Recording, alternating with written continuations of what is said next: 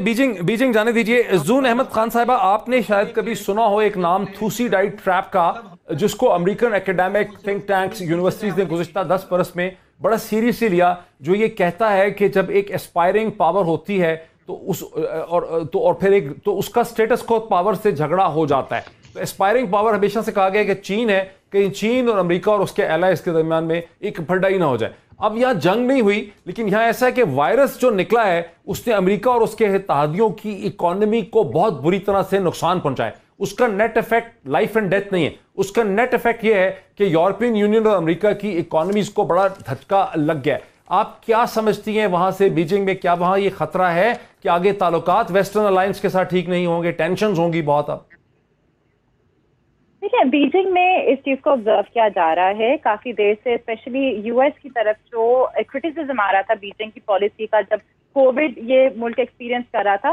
तब से लेके अब तक एक नेगेटिव सेंटिमेंट रहा है।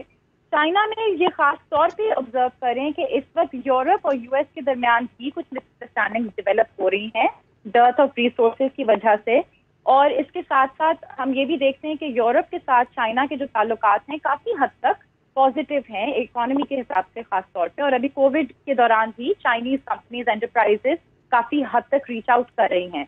तो मेरे ख्याल में कि the situation is of interest and concern to China, लेकिन चाइना काफी ज्यादा अपने आप को मतलब एक प्रोवोकेटिव पोजीशन में हरगिज लाना एक्सेप्टेबल नहीं समझता। एंड जो यूएस के साथ एक तरह से रिलेशनशिप बिगड़ रहा था ट्रेड वॉर की वजह से, वो मजीद बिगड़ चुका है। तो ये एक फैक्ट है, एक रियलिटी है। इसको लेके आगे कैसे चलना है, ये एक बहुत बड़ा चैलेंज होगा। यूएस की रिकवरी डिटरमिन, ये बहुत बड़ा चैलेंज होगा। प्रोफेसर आदिल अजम, जो जज्बात का इजहार सेनेटर टॉम कॉटन करते हैं, वो बहुत से और लोग भी करते, कितना प्रिवेलेंट है ये सेंटिमेंट कि ये कुछ किया है चीन ने, ये वायरोलॉजी इंस्टीट्यूट ऑफ लैब से ये निकला है। बायो वेपन को तो चले ठीक है, सीआईए ने कहा कि बायो वेपन नहीं है, लेकिन जज्बात कितने सुलगे हुए हैं चीन के हवाले से कि ये एस्पायरिंग पावर थी, जंग नहीं हुई है, लेकिन वायरस ऐसा निकला है कि हमें डस गया है, तबाह कर दिया हमें। कितने हैं सर ऐसी फीलिंग? जी, मेरे ख्याल में ये वाला बात वाइडली बिलीव नहीं है, लेकिन चीन और अमेरिका की जो कशीदगी है, अब वो कशीदगी से बढ़ के, वो राइवलरी से बढ़ के कॉन्फ्लिक्ट की तरफ तकरीबन पहुंच चुकी है। आप देखें, अमेरिकन सदर जो है वो इसको चाइनीज वायरस कह देते हैं। आप चाइना से तस्वीरें देखें तो वो लिखा हुआ है VIRUS, वुहान वायरस। तो एक तरह से जो सिमरिंग एक टेंशन थी, वो अब फोर फ्रंट पे आ गई है। और आप देखेंगे कि जैसे आपने भी पहले कहा कि ये जो एड की पॉलिटिक्स होगी, जो ग्लोबल पावर की होगी, उसमें gloves are off. American election में ये और आएगा।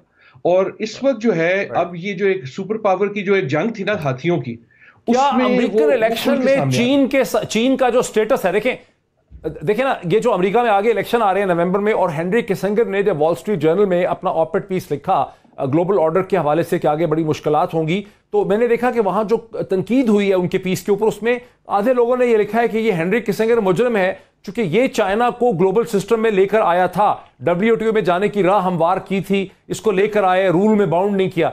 तो ये जो फीलिंग है एंटी चाइना, ये अब इलेक्शन में कितना रोल प्ले करेगी? मेरे ख्याल में करेगी। देखिए, इस वक्त चीन का हमायती अमेरिका में कोई नहीं है। डोनाल्ड ट्रंप जैसे जो है वो बहुत ज्यादा फोर फ्रंट पे हैं, लेकिन जिस तरह जो आपने सेनेटर की बात की, वो बहुत ज्यादा आगे चले जाते हैं, लेकिन हमायती चीन का कोई नहीं है। इस वक्त इस चीज पे अगर एक कॉमन पॉलिसी है, वो ये है कि is the concern about China's rice.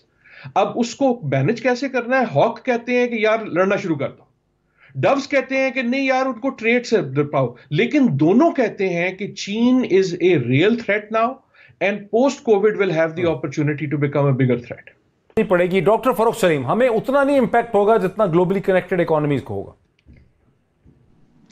देखिए, एक एलिमेंट है एक्सपोर्ट और इंपोर्ट, वो हमारे जीडीपी का एक बहुत छोटा सा एलिमेंट है, जिसका मतलब ये है कि तकरीबन 1000 अरब रुपए का इंपैक्ट हमारी इकोनॉमी के ऊपर सिर्फ हाउस होल्ड कंजम्पशन के नतीजे में पड़ेगा। एक्सपोर्ट और इंपोर्ट बराबर कर लेंगी, क्योंकि एक्सपोर्ट हमारी नीचे जाएगी, इंपोर्ट उससे तेजी से नीचे जाएगी, और जैसे मैंने पहले कहा कि करंट अकाउंट डेफिसिट एक बेहतर शक्ल में सामने आएगा। लेकिन उसके सामने जो खसारे हैं, आपने कहा बेरोजगारी बहुत बढ़ेगी, 1-2 करोड़ लोग बेरोजगार हो जाएंगे।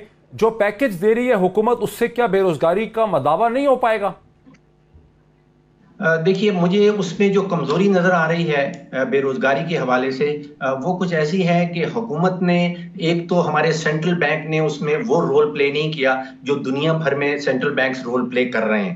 ہمارا اسٹیٹ بینک شاید ابھی نہیں سمجھ پا رہا کہ وہ بھی اس جنگ کا حصہ ہے. ابھی ہفتہ بھر پہلے پاکستان سٹاک ایکسچینج میں اعلان کیا کہ کوئی 85 بڑی کمپنیاں ہیں جو اپنی سیمنٹ پلانٹس بند کر رہے ہیں, اپنے ٹیکسٹائل پلانٹس بند کر رہے ہیں, اور ان میں جو بے روزگاری ہو رہی ہے ان کے ساتھ مل کے حکومت کو کوئی پلان نکالنا چاہیے تھا کہ وہاں پہ ہمارے پاس ڈیٹا بیس آلریڈی ایگزسٹ کرتا ہے کہ بھئی یہ لوگ ہیں جو بے روزگار ہونے والے ہیں, ان لوگوں کو اسٹیٹ بینک نے کس طرح سپورٹ کرنا ہے, جس طرح بنگلہ دیش میں سپورٹ کر رہا ہے, بینک آف انگلینڈ برطانیہ میں سپورٹ کر رہا ہے. تو ہم اب کوشش کر رہے ہیں کہ کوئی نیا سروے کیا جائے, بے روزگاروں کو ڈھونڈا جائے. یہ وہ وقت نہیں ہے, اس وقت ایگزسٹنگ ڈیٹا بیس کو استعمال کر کے. اور بیسکلی آپ کیا سمجھ رہے ہیں کہ بے روزگاری اتنی بڑھے گی کہ لوگوں کو اسلحہ خرید کے, امریکہ کی طرح جو خوف تھا لوگوں کو کہ اسلحہ خرید لو کورونا وائرس کے ساتھ, آپ کوئی ایسا ہی سیناریو بلڈ اپ کر رہے ہیں کہ اتنی بے روزگاری ہو جائے گی تو پھر تو لا اینڈ آرڈر سچویشن بھی ہو جائے گی؟